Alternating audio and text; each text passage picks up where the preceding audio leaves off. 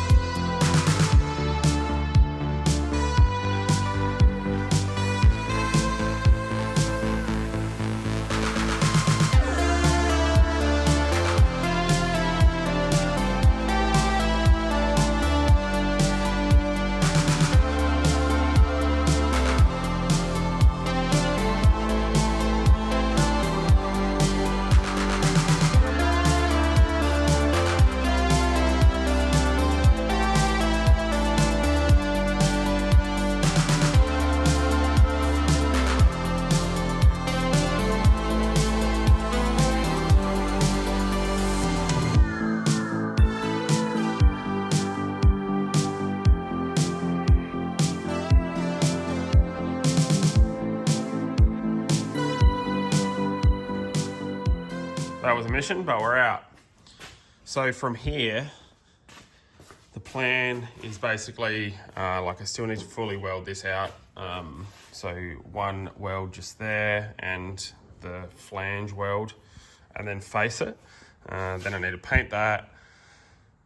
Turbo, I'm not going to worry about the turbo or anything, but while it's off, what I have to do is turbo lines. So a drain, so I might just tweak that a little bit more, and then the drain will come out down here, somewhere through here. This will all be steel, probably stainless. I think I've got some, maybe. And then it'll just have I think that's just 3/4 BSP maybe thread. So yeah, that'll just be a probably straight, maybe a straight barb, or I might go a like 30-degree barb or something. We'll suss that out when we get there. So the last bit will just be hose, like rubber hose there. Then we also have to suss out oil feed, and no coolant on this one because oil cooled turbo. But yeah, so from here, pretty much I'm going to strip everything back, balance her off, do the timing belt, water pump, clean everything up, not running AC, bolt the power steering pump on, sort out some new belts. I do have most things for it except for head studs I haven't picked up yet. I'm just going a 1.3 mil, I think it is, Commodore, like MLS gasket, because it is the cheapest and I am cheap. But don't get me wrong, the best head gasket to run is probably a Nitto gasket, but I'm not spending $500 on this. Not this motor anyway, because, you know, this one's going to get sent to the moon and what happens, happens with it. I don't want to waste a good head gasket on something if I'm going to put the rods out of it. Anyway, then we've got to suss out gearbox. So obviously we're going manual in this now. So one of the other reasons why I pulled this motor out, obviously I want to clean this up. Desperate need of a clean. I want to paint a few bits on the radiator support, but steering shaft, I need to sort that out, and clutch pedal box. So this is a manual pedal box, but it is a cable pedal box, and I'm going to modify this. So I actually was lucky enough to have one of my viewers send this in to me because he read that I was looking for one. So thanks to Roy for sending that in. My plans are, yes, clean my bench first up.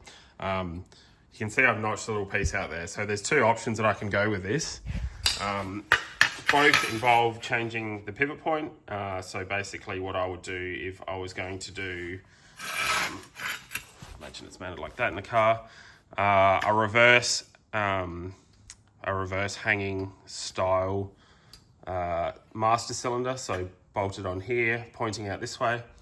But then I would move that pivot point down, probably 40 mil. Or the other option is utilize this like hole, sort of like a factory manual hydraulic pedal box would, and move that point up 40 mil-ish, so that the master cylinder picks up on the right point, sort of thing. So I have not decided which way I'm going to do it yet, which is why I'm going to suss it out. Yeah, where it's going to go, whether it's going to be poked through there or whether it's going to be on the inside. I have looked on the inside and there is room, because I would move one of the aircon duct that goes to the driver's side vent. But yeah, so I'd have to get rid of that and to do the reverse hanging one. And I'm going to use probably a 350Z clutch master, just a S13 GK Tech line. Yeah, and then we'll come down somewhere through here. And I haven't obviously worked anything out mounts wise or tail shaft wise, because that bad boy has not been in the car yet. But that's the plan, is I want to get this sorted. Yeah, so I'm going to strip this down shortly. And I want to drop that head at the machine shop. Then I can get my head studs and yeah, get this head gasket in basically. Give the block a clean up, probably just a paint, to be honest. Like I said, I don't think I'm going to do bearings in this, depending on if I find any metal in the sump or not. I'll probably just give the caps the old wiggle test to see what the bearing clearance is like, but I think, yeah, it'll be fine if there's no bearing in the sump. I do have a clutch now. I do have most of the bits to do this, right? So that's why I just, yeah, now that I've got the Capellas times two, I really want to knock this out. So in the next few weeks, I want to have this pretty much underside of the car done, so it can get off the hoist, and then I can get the wiring side done, because I kind of need it off of the hoist to do the interior and the wiring and stuff. But yeah, so in turn, before I do that, I have to want to get the engine back in and so on and so forth. So that's why we're going to bust this out real quick. And yeah, hopefully today's just going to be a quick video. Like I said, I just want to strip this down now and yeah, get at it.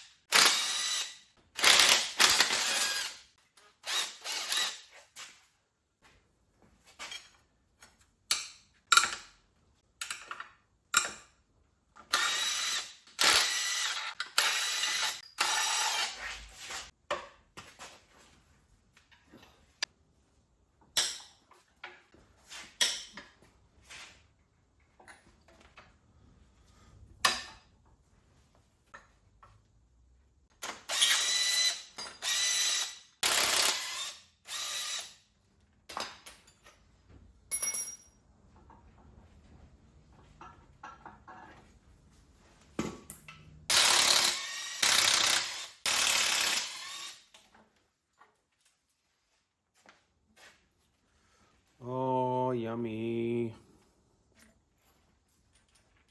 I'm not going to lie, RB30s would have to be one of the most frustrating engines to pull apart.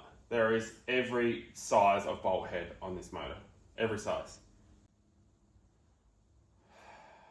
Good mixture of everything. Yeah, let's put water in our engines and leave it sit forever.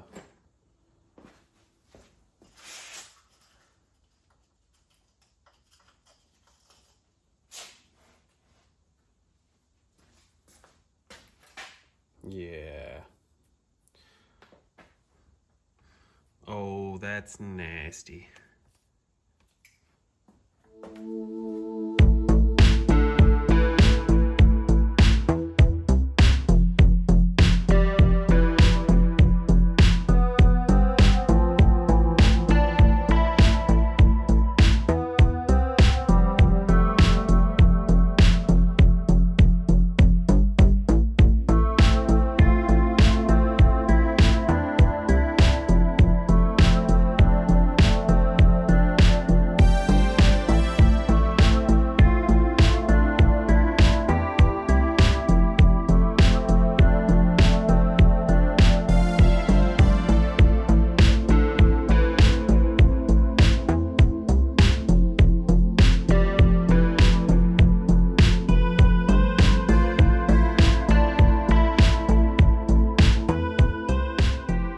Thanks for sticking out another time lapse. But yeah, I had to make some moves here. So she's apart. Typical water-filled rusty block RB30. Yeah, they don't like sitting for a while full of water, that's for sure. Anyway, this is actually far, far better than I was expecting. So head-wise, I mean, yeah, it looks crusty here and there. Looks like valve stem seal possibly on number 5. It's backwards. I don't know why I put it down backwards. Number 5 is leaking, possibly. We don't have any rusty bores, which I, to be honest, when I picked this engine up, it was sitting outside, and the guy said it hadn't been sitting outside for long, but you never know, do you? So I was really expecting this to be rusty, and it is very good. Well, it's good enough anyway. It's got a little bit of rust here and there, but this is gonna be a-okay to send it, I reckon. Now I'm gonna flip the engine over and just pull that sump off. But first I should double check that the oil's drained, because yeah, otherwise I'm gonna make a mess, which I'm a big fan of doing. But yeah, so now we've got that head off, I can run that down to the machine shop, and then we can get stuck into the rest of it. But yeah, just gonna rip that off first, and fingers crossed we don't find any metal in there, because if, you know, no rusty bores and no metal, cha-ching, that will be a good story for sure. Me maximizing budget. Let's pull it apart. All right, let's make a mess.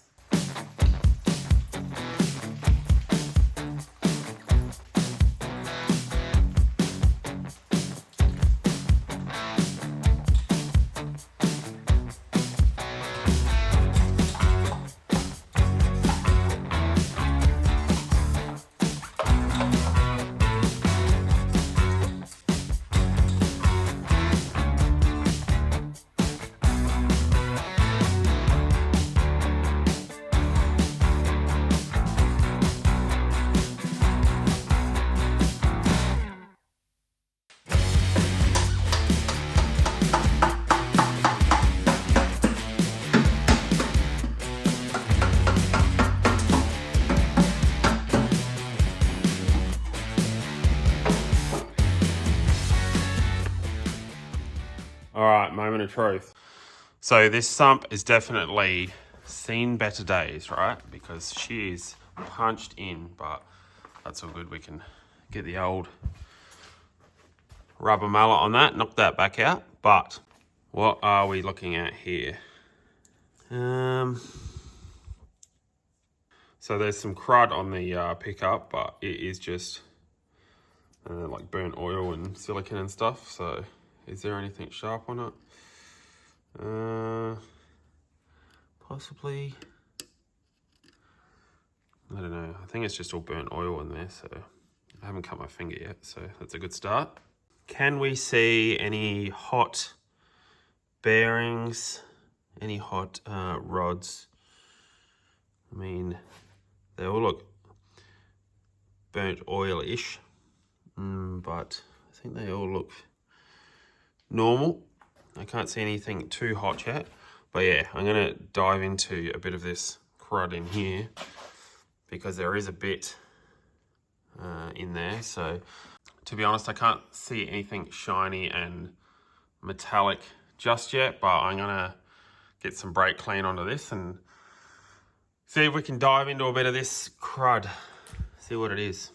Bit of inspecting there, and like there's some crud that I got out of there, which was in a weird spot, like it was kind of around where the pickup was. And there's nothing like metallic on there, no like bearing material that I can see. I will give some things a degrease tomorrow and see a little bit more whether that does have anything like bearing-ish in there. So there's no hot journals, no rods have been hot, no mains have been hot that I can see. I found a couple bits of metal in the sump. If this focuses, it actually looks like block casting or something, like it's metallic, and it is magnetic. Yeah, and it's like, it literally just looks like cast shavings sort of thing. So I'm guessing there's just, it's picked some cast up from somewhere off the block. But yeah, other than that, it looks pretty good. I don't know, to be honest, I can't remember if RB30s had silicone sump gaskets standard, or if it had cork or rubber or whatever gasket standard. Yeah, and whether this sump has been off or not, but it does have some writing there. 88, don't know what that means. But yeah, I mean, it doesn't look too bad, to be honest. Like I said, I'll assess it a little bit more tomorrow when I can get some degreaser onto it, and I'm not too fussed about those wee bits of cast. But yeah, from here, pretty much drop that down to Harman's, the Savo. Yeah, the boys down at Harman's will probably sort that out for me. Hopefully they've got time. Legends usually sort me out and make a bit of time for me. So yeah, get that cleaned and faced, that head, so I can get this back together. At this stage, I'm not going to do bearings. It's kind of catch-22 with these, because if I was to do the bearings right, yeah, you know what I mean? Like, it might stretch the rod bolts, and then if I'm rowing it to 7,000 RPM, it could very well break a rod bolt and throw a rod. Or do I not do it and it, you know, spins a bearing at any stage, you know what I mean? So anyway, catch-22. At this stage, I don't think I'm doing the bearings. Yeah, I'm not too fussed what happens with this motor, to be honest. If it blows up, it blows up. I kind of want to see what it does, see what the power of the RB30 beholds. But yeah, I'm going to clean that tomorrow. That's my only concern, is if I do find bearing in there, I will in fact do bearings in it, but we'll cross that bridge when we get there. I reckon we're going to knock this out pretty quick now, so I want it done within the next 4 weeks, but I still want to document it all as I'm going. So I reckon I'm going to knock out a few mid-week videos in the next 4 weeks. So make sure you hit the subscribe button to stay up to date to see those videos when they come out. But yeah, otherwise, yeah, I got to set myself a deadline on this, because I need it done. I need it out of the shed so I can get some rusty gold in the shed, you know, rusty crap in the shed maybe. But yeah, thanks for watching, everyone. We'll see you next week.